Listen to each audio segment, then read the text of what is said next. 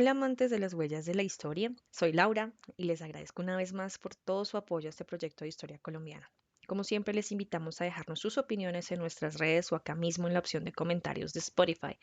Les leemos con muchísimo gusto, disfrutamos mucho sus reacciones y de paso nos ayudan a llegar a más personas. Ahora sí, demos paso a la continuación de nuestra serie sobre Colombia desde la mirada de sus presidentes.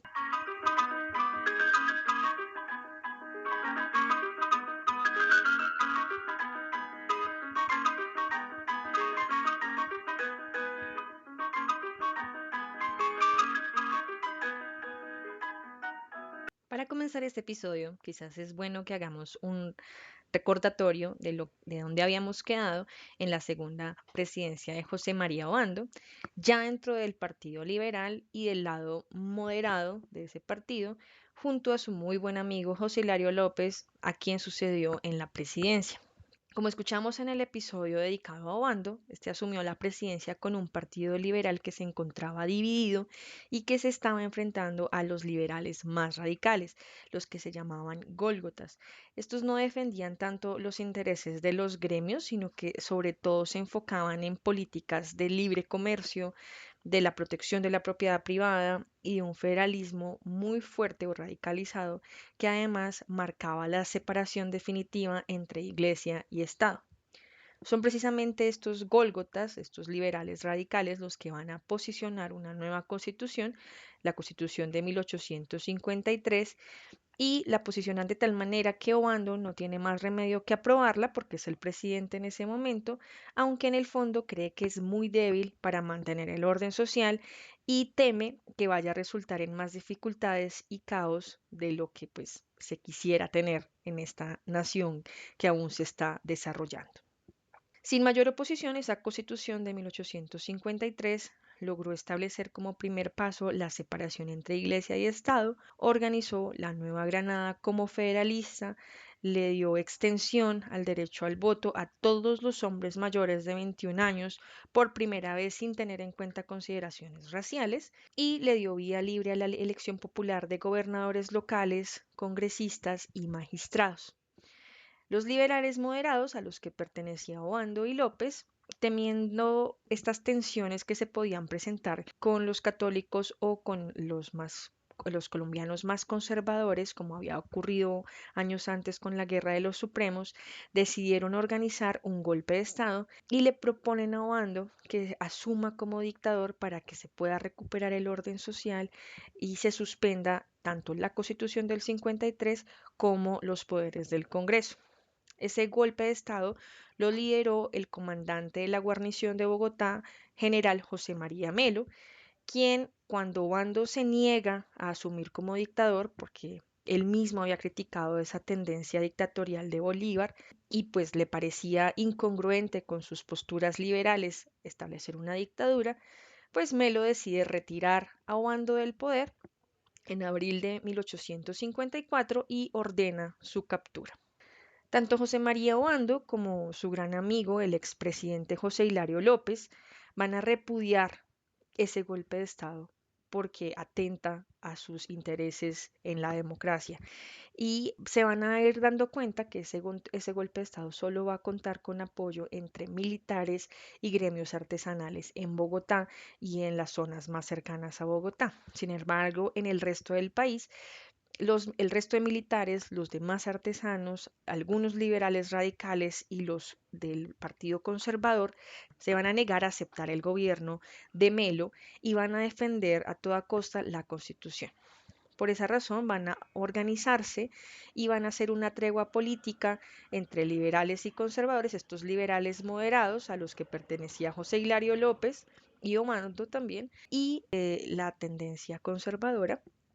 para poder luchar contra Melo y derrotar a los golpistas.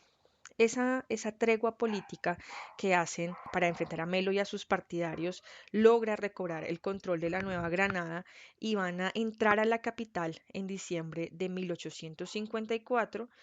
dispuestos a capturar a las personas que participaron del golpe de Estado. En una lucha que bastante fuerte y tensionante en Bogotá, el general Melo termina ingresando al Palacio Presidencial a sus dos caballos más queridos para defenderse de los atacantes que están buscando capturar a los golpistas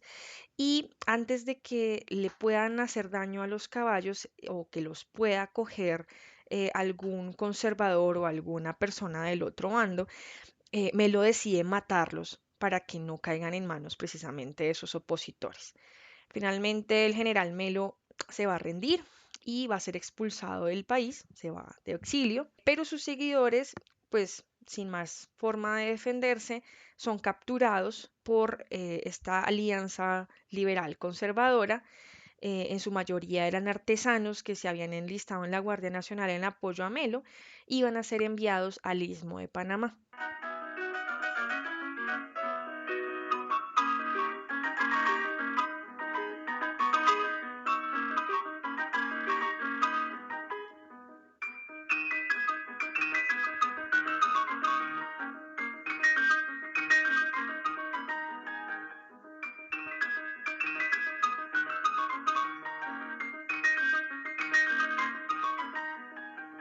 Después de esta situación, algo que va a quedar muy claro para los connacionales de la República de la Nueva Granada en esa época es que al menos en cuanto a guerra, en cuanto a poder bélico, son los miembros del Partido Conservador los que mayor experiencia tienen, ya que cuentan con un gran número de generales y de coroneles, mientras que de pronto en el lado liberal, en el lado radical con el que se unen para detener a estos moderados golpistas y también esos liberales moderados que se unieron en esta alianza, sobresalen ante todo periodistas e intelectuales como López. Amelo había logrado derrotarlo esa alianza con los generales conservadores Tomás Cipriano de Mosquera, que era además, como dijimos en el episodio de Obando, un enemigo de él, y Pedro Alcántara Herrán. La influencia de estos dos generales era amplia desde la Guerra de los Supremos, entonces tenían un gran reconocimiento y eran muy admirados en la época. Va a posicionar al Partido Conservador por estas razones y por eso ellos van a liderar un juicio en el Congreso contra los golpistas. En este juicio también se incluye a el expresidente Obando, acusado por no haber detenido el golpe que hizo Melo y a pesar de que el juicio avanza y se le logra establecer una condena o una sanción, esos cargos se van a desestimar y va a ser absuelto, pero sí se va a dejar claro que no puede retornar al poder. Obando va a lograr en este momento apoyo de su antiguo enemigo Tomás Cipriano de Mosquera y va a ser encargado por este para que regrese al Cauca y asuma el nombramiento de jefe de las milicias de esa región. Mientras tanto, el vicepresidente de Obando, el señor José de Ovaldía, va a asumir el poder hasta 1855, como le correspondía como vicepresidente de Obando. Pero él también es llevado a juicio en este año de 1855 por no haber advertido a Obando del golpe o haberlo ayudado a detener a Melo. Esta alianza que se había formado entre liberales radicales y conservadores va a elegir como su reemplazo al conservador Manuel María Ramón Mayarino Ibargüen para que termine el periodo que le habría correspondido a Obando y a Obaldía hasta 1857. Mayarino, en efecto, va a asumir la responsabilidad de proteger la alianza de su partido con los liberales y por eso va a poner en su gabinete de ministros a dos miembros del Partido Liberal. Ya como presidente el señor Mayarino, que había nacido en Santiago de Cali el 18 de junio de 1808 y había sido uno de los miembros fundadores del Partido Conservador en 1849, pues va a culminar un proceso de desarrollo en cuanto a abogado, en cuanto a capacidad política, en cuanto a digamos, su recorrido diplomático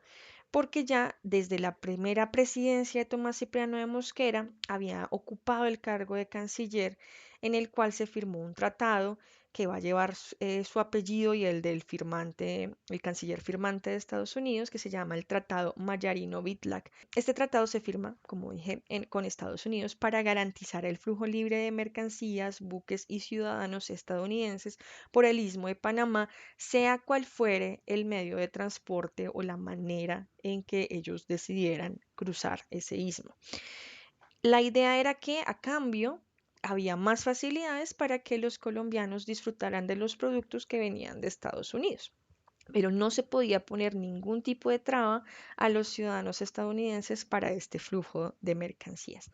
Este tratado Mayarino-Bitlack lo veremos mucho más adelante porque va a ser muy importante para la separación de Panamá de nuestro territorio y pues su establecimiento como una nueva nación independiente. Llegado a la presidencia, Mayarino va a ser el primer presidente conservador en el poder desde la creación de ese partido en 1849 y va a tener un gran reconocimiento en cuanto que se va a esforzar mucho por mantener la estabilidad política y la paz en el territorio. Su periodo político como presidente no es muy largo, pues porque él tenía solamente la función de terminar el periodo que se le había asignado originalmente a Obando, pero en el poco tiempo que está en el poder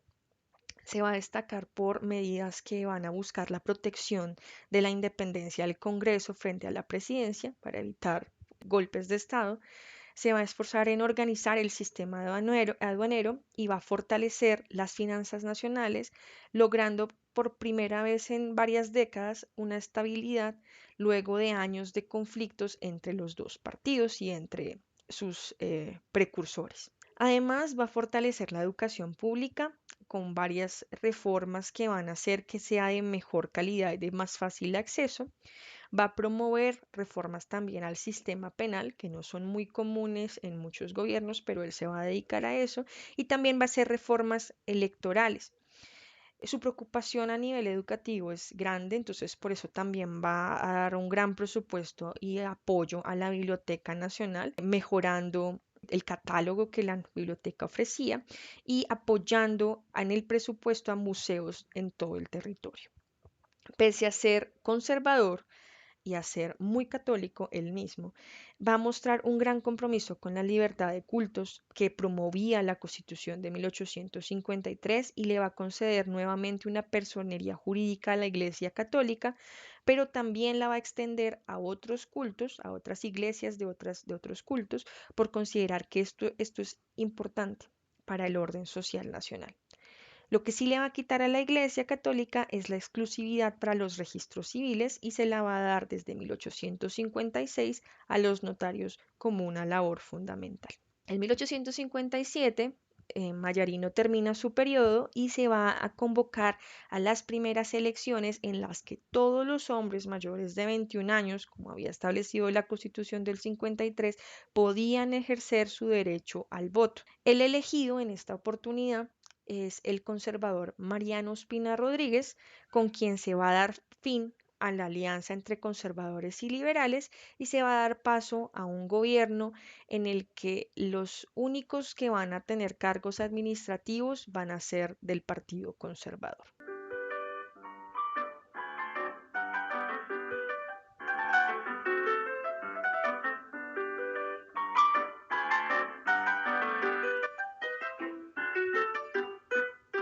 Quienes ya nos han acompañado hace ratico en el podcast saben que a medida que vamos a hablar de un presidente, también hacemos un breve recorrido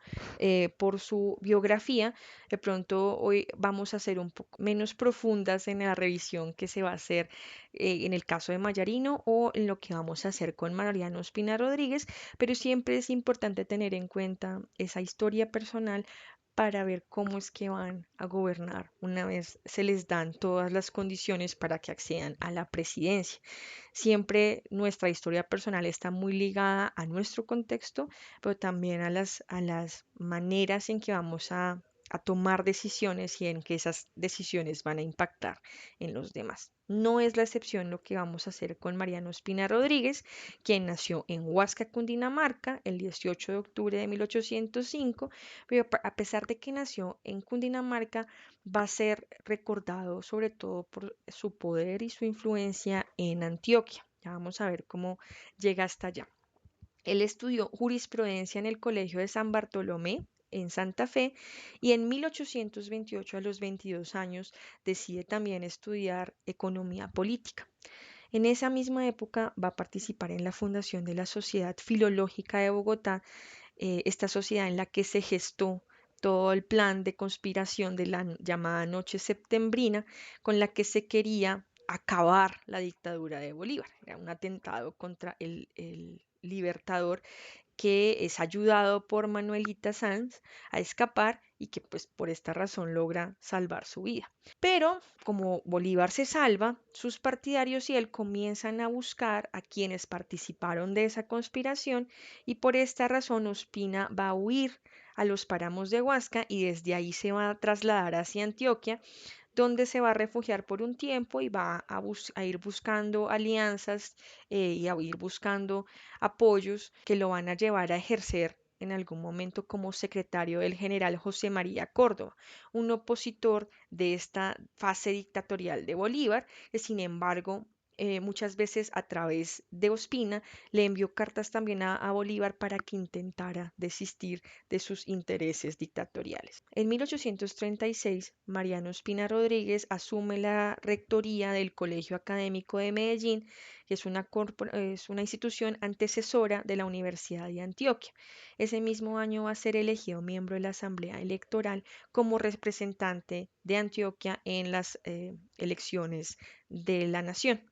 Durante la votación, Mariano Espina Rodríguez se va a inclinar por el gobierno civil que ofrecía José Ignacio de Márquez, antiguo pupilo de Francisco de Paula Santander, que sin embargo no lo eligió a él, sino que se va a inclinar por José María Obando. Y pues para llevarle un poco la contraria a Santander y a Obando, va a votar por José Ignacio de Márquez. Aquí se va a dar como todo un periodo de participación también desde Antioquia del conflicto de los supremos, en el que va a ir logrando apoyos importantes, va a ir estableciendo su postura conservadora y ya en 1848 Ospina Rodríguez va a apoyar la candidatura de José Hilario López, digamos, por las repercusiones que tienen la carta publicada por Ezequiel Rojas y va a ver que con este nuevo gobierno se pueden lograr cambios importantes que pueden favorecer a Antioquia. Sin embargo, va a protagonizar un escándalo grande porque se dice, no es algo confirmado, puede ser para algunos son como acusaciones que surgen porque él era conservador, pero dicen que él llegó a sacar un arma y llegó a amenazar de muerte a los congresistas si se negaban a elegir a José Hilario López como presidente. A pesar de esto, pues Ospina mantiene más bien un perfil bajo después y se va a unir a José Eusebio Caro, un filósofo y escritor de la época, con el que va a fundar el periódico La Civilización. En este periódico, el 4 de octubre de 1849, van a publicar un manifiesto que se titula Programa Conservador. Y este manifiesto va a dar paso a la fundación del Partido Conservador Colombiano. Dentro de las ideas principales del programa conservador, Caro y Ospina van a defender el orden y la autoridad ante la amenaza de un liberalismo radical o de una posible anarquía que llevara a inestabilidad social y que afectara las políticas y el funcionamiento de la Nueva Granada. También van a promover un gobierno centralizado, pese a que ellos querían al comienzo promover los intereses de Antioquia, sí creen importante que debe haber un gobierno central fuerte que sirva para administrar las decisiones o los intereses de cada región. Por eso van a irse más, van a optar más por un gobierno centralizado. Creen firmemente en que la Iglesia Católica es el eje fundamental de la educación y de la vida nacional en términos de moral y buenas costumbres y van a rechazar todas las posturas laicas, es decir, abiertas a la libertad de culto, que van a promover los liberales porque creen, tanto Caro como Ospina Rodríguez, que esto afectaría la conciencia clara de las personas en unos valores. También se van a oponer al comercio libre sin regulación, pues consideran que la economía funciona mucho mejor bajo la protección estatal, es decir, hablan de un proteccionismo económico, y van a fortalecer la producción local. Además, van a rechazar la distribución de tierras y de propiedad, por lo que tratan de evitar a toda costa las reformas agrarias radicales. En estos aspectos, cuando los consideramos, estos puntos importantes de este programa conservador que proponen Caro y Ospina Rodríguez,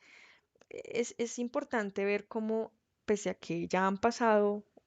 siglos desde que ellos lo postularon, y ahorita reflexionando ya en términos de las posibilidades de elecciones para 2026, no es mucho lo que ha cambiado esta postura conservadora en lo que ahora llamamos derecha y su forma de defender a los terratenientes, a las religiones de tipo cristiano, de tipo católico y a la restricción de derechos civiles, porque consideran que hablar de una democracia no debe ir en contra de la llamada gente de bien, de estas élites establecidas, que por supuesto no puede ser cualquier persona, ¿no?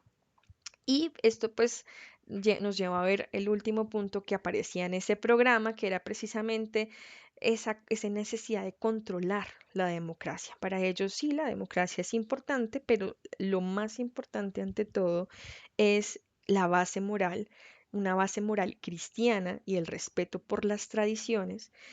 que impiden para ellos que se deba siquiera considerar la posibilidad de un sufragio universal. Para ellos el derecho al voto es algo que hay que controlar,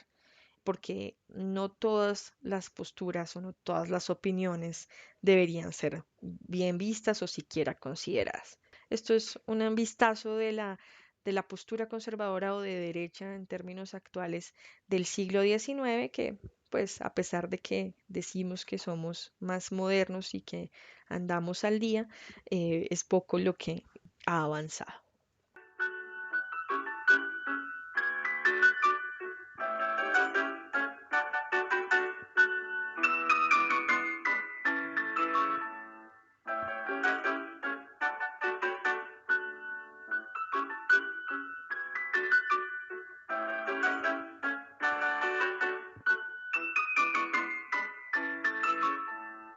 Volviendo a Ospina Rodríguez, cuando se presentó la oportunidad de las elecciones que iban a sustituir a Manuel María Mayarino, Ospina, como miembro fundador del Partido Conservador, ya se había consolidado en ese momento como un líder de este partido y consideró que él tenía lo necesario para autopresentarse como candidato de ese grupo. En la contienda electoral se va a enfrentar a los liberales Manuel Murillo Toro y Tomás Cipriano de Mosquera y se va a convertir en el primer presidente de nuestra historia en ser elegido por voto directo aprobado por la Constitución de 1853, ya que antes se contaba con una asamblea electoral por regiones y necesitaba la aprobación del Congreso.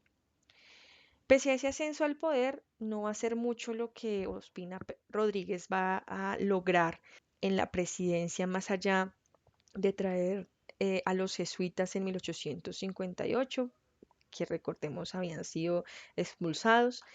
Va a enfrentar con dificultad a los alzamientos armados que se van a ir dando en regiones como Santander, en Bolívar, Magdalena, porque quiso regular los votos que se le habían conseguido a los estados como parte de ese federalismo al que se había ido dando paso desde 1853. A esos levantamientos se va a sumar Tomás Cipriano de Mosquera desde el Cauca, pero Ospina consideraba que la nación requería esa regulación de los gobiernos locales, ya que el país estaba dividido en las diversas regiones entre regímenes centralistas y regímenes federalistas. Dos ejemplos importantes son el hecho de que en 1853, 56, perdón, se había reconocido el Estado soberano de Panamá y el Estado Federal de Antioquia un poquito más adelante. Aunque tenía a su disposición fondos que surgieron de la consolidación de otorgar la concesión del ferrocarril de Panamá para mejorar el comercio internacional y dar más fuerza a esa región, como parte de esos acuerdos que se habían hecho desde Mayarino como canciller, Él no quiso usarlos para enfrentar los levantamientos militares, trató de resolver las cosas un poco más de forma política. Sin embargo, esa división local llevó a fuertes tensiones, incluso al interior del Partido Conservador, como ya le había ocurrido al Partido Liberal años antes. Cuando Mariano Espina Rodríguez entrega la presidencia en marzo de 1861, los conflictos van a continuar con enfrentamientos entre los candidatos y con Tomás Cipriano de Mosquera, que va a asumir el liderazgo de los levantamientos populares hasta que se va a tomar Bogotá en julio de 1861. Ese día va a ordenar el funcionamiento del ahora expresidente Ospina Rodríguez, de su hermano Pastor y de Bartolomé Calvo, quien había asumido una presidencia interina mientras que se resolvían las tensiones entre candidatos luego de que Ospina Rodríguez entregó el poder. El arzobispo de la época va a interceder por estas personas y los van a llevar como prisioneros a Cartagena. De allá van a salir gracias a la intervención de la tercera esposa de Ospina Rodríguez, doña Enriqueta Vázquez.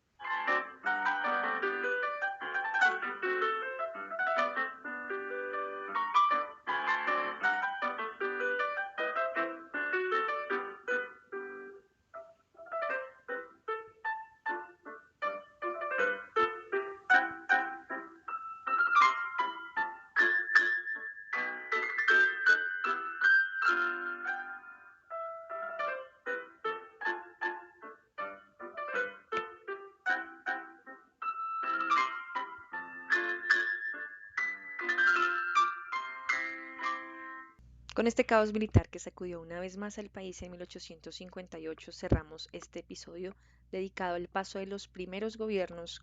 liberales a los primeros gobiernos conservadores.